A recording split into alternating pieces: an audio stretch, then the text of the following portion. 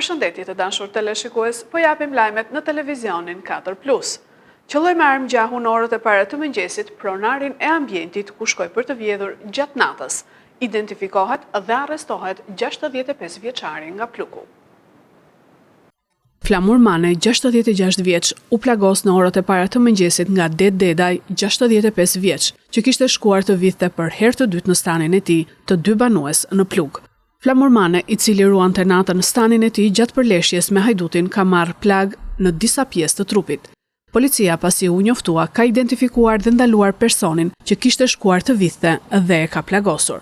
Sipas policisë, menjëherë pas kallëzimit të shtetasit Flamur Mane, 66 vjeç, se gjatë natës sapo një shtetas kishte hyrë për të vjedhur në kasollen në pronësi të tij, ai e kishte konstatuar dhe gjatë konfliktit me të, autori tentativës për vjedhje kishte qelluar me armë gjahu. Shërbimet e policisë së komisariatit Lushnjë kanë organizuar punën për kapjen e autorit. Si rezultati veprimeve të shpejta hetimore dhe policore, u identifikua dhe u kap autori i dyshuar i rastit, shtetasi Det Dedaj, 65 vjeç. I dëmtuari, shtetasi Flamur Mane, ka marrë asistencë mjekësore dhe është jashtë rrezikut për jetën. Materialet procedurale ju referuan prokurorisë së Fierit për veprimet të mëtejshme. Sipas atyre që na konfirmuan komshinjt jashtë kamerave, edhe disa ditë më parë, Flamur Manes i kanë vjedhur disa bagti në stanin e tij. Pas disa kronikave për vijat e bardha që nuk ekzistojnë në rrugët e qytetit të Lushnjës, më në fund ndërmarrja e punëve publike të bashkisë nisi mirëmbajtjen e tyre. Sot nisi puna tek kryqëzimi pranë stadiumit Roza Haxhiu dhe kryqëzimit tek Poliklinika. Mungesa e mirëmbajtjes së vijave të bardha në qytet ka qenë temë e trajtuar shpeshherë në televizionin ton, pasi prek drejt për drejt qytetarët. Ndërmarrja e punëve publike të Bashkisë Lushnjë ka reaguar duke filluar punën për mirëmbajtjen e vijave të bardha ekzistuese të rrugëve në qytet, të cilat janë zbehur. Sot nisi puna te kryqëzimi pranë stadiumit Roza Haxhiu dhe kryqëzimi pranë Poliklinikës. Në ditët në vijim, do të vazhdoj puna për vizimin e kryqëzimeve të tjera ku nuk ka vija të bardha, si kryqëzimi tek gjimnazi 18 tetori, tek Ypsiloni, Posta e Vjetër e të tjerë. Kujtojmë se mungesa e vijave të bardha te këto kryqëzime dhe rrugë të restauruara së fundmi ka qenë problematike për qytetarët, pasi në qytet mungojnë semaforët. Vijat e bardha luajnë rolin e semaforëve, e shmangin aksidentet e shkaktuara nga automjetet, por edhe lehtësojnë kalimin e këmbësorëve. Problem tjetër është se mungesa e tyre konfuzon këmbësorët, pasi tek vendi ku ishin vijat e bardha parkohen automjete nga shoferët, duke u vështirësuar qytetarëve kalimin e rrugës nga njëra anë në tjetrën. U kujtua sot në Kolonjë 82 vjetori djegjes së kolonjës nga fashistët gjatë luftës antifashiste nacional çlirimtare. U nderuan dhe 3 dëshmorët Vasil, Petri e Nako Bozo.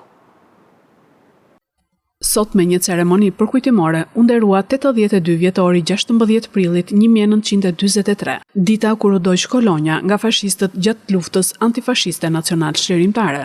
Pushtuesit u përpoqën të dignin shpirtin kolonjar që kërkonte liri, por nuk ja dolën, pasi mbi 15 partizan u radhitën me armë në krah me ushtrin nacional çlirimtare dhe 3 prej tyre Vasil Bozo, Petri Bozo e Nako Bozo ranë dëshmor.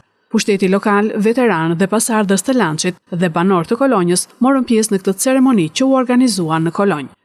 Ju përshëndes në emër të Komitetit Veteranëve dhe Pasardhëve të Lançit Bashkia Lushnjë për organizimin e kësaj ceremonie për të kujtuar 82 vjetorin e djegjes së Kolonjës, më 16 prill 43, nga fashistët italian dhe forcat balliste të Isatoskës. Ky ishte një sulm i egër realizuar ndaj forcave partizane të Myzeqes dhe banorëve të Kolonjës. Luftimet dhe aksionet e zhvilluara nga çeta e parë partizane që u krijua më 26 dhjetor 42 në këtë fshat, kundër ushtrisë fashiste e dislokuar në Libovsh, si dhe bandës së Isatoskës në zonën e Roskovesit, alarmuan forcat pushtuese, sidomos komandën e korporatës së 4, me qendër në Fier, kështu që më 16 prill 43 në mëngjes para roja ushtrisë italiane, të ndihmuar edhe nga ballistët e Isatoskës, sulmojnë Kolonjën, duke bërë repreziale e tortura ndaj banorëve e grave fëmijëve dhe duke vrarë njerëz të pafajshëm si Vasil Bozo. Në këtë 82 vjetor të djegjes së Kolonjës dhe heroike, nderojmë të gjithë ata trimat të kësaj kolonje që dhanë jetën në këtë masakër të pabesë të forcave tradhtare, me respekt të veçantë për uljen e para këtyre bijve të popullit Kolonjës si Vasil Bozo, Pasha Zoto, Petro Bozo dhe Xhemil Muharremi. Respektojmë veprën e dëshmorëve dhe e transmetojmë atë tek brezat e rinj, tha kryetaria e bashkisë Eriselda Sefa. Edhe sot, në këtë 82 vjetor, ne jemi këtu për të kujtuar atë ngjarje që ndodhi për djegjen e Kolonjës, jemi këtu për të respektuar veprën e atyre që dhanë jetën, por edhe ta transmetojmë këtë histori te brezat e rinj. Nga vdi dëshmorëve të Kolonjës që dhanë jetën për çlirimin e Kolonjës, por edhe të gjithë Lushnjës dhe nderime për popullin e nderuar të Kolonjës. Tentoi të marrë kartën e identitetit për të favorizuar një subjekt politik në zgjedhje. Prokuroria Fier procedon penalisht për korrupsion aktiv në zgjedhje shtetasin Martin Leka. Ka kaluar në SPAK çështja në Lushnjë, ku një person i premtoi 50.000 lekë të reja dhe i mori kartën e identitetit një personi tjetër. Sipas prokurorisë së Fierit, është regjistruar procedimi penal numër 485, datë 13/4/2025 për veprën penale korrupsion aktiv në zgjedhje, parashikuar nga neni 328 i Kodit Penal mbi bazën e informacioneve të marra nga Komisariati i Policisë së Lushnjës. Pas informacionit të Komisariatit të Policisë Lushnjë, Prokuroria Fierit ka bashkëpunuar me shërbimet e policisë gjyqësore të këtij komisariati, si dhe me Prokurorinë e Posaçme kundër korrupsionit dhe krimit të organizuar Tiranë, se shtetasi ML i ka kërkuar dhe marrë shtetasit MT kartën e identitetit kundrejt premtimit të një shume prej 50.000 lekë me qëllim për të favorizuar një subjekt politik në zgjedhje. Pas kryerjes së veprimeve të para hetimore, policia gjyqësore në drejtimin e prokurorisë së Fierit ka kryer arrestimin në flagrancë të dyshuarit. Në vijim, prokuroria Fier ka dërguar në gjykatë kërkesën për vleftësimin e arrestit dhe caktimin e masës së sigurimit personal ndaj shtetasit ML, e cila është miratuar nga gjykata e shkallës së parë të jurisdiksionit të përgjithshëm Fier.